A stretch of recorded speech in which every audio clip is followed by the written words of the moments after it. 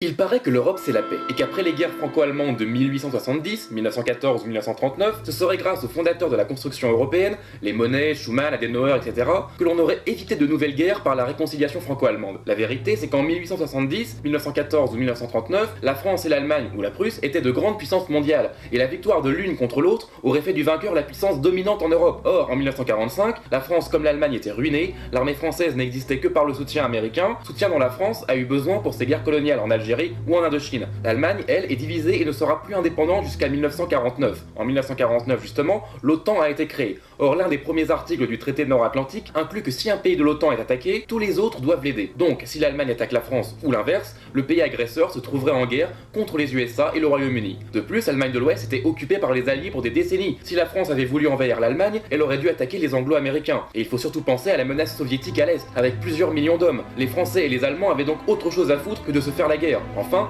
depuis 1960, la France possède l'arme atomique. Et si nous avions attaqué l'Allemagne, les bombes atomiques américaines nous seraient tombées dessus. En conclusion, une guerre entre la France et l'Allemagne est techniquement impossible depuis 1945, et plus encore depuis 1949 et 1960. La construction européenne n'est pour rien dans la paix en Europe. Elle est une conséquence de la paix, pas sa cause. Dire que l'Europe, c'est la paix, c'est un argument terroriste pour empêcher le débat sur l'existence même de l'Union européenne.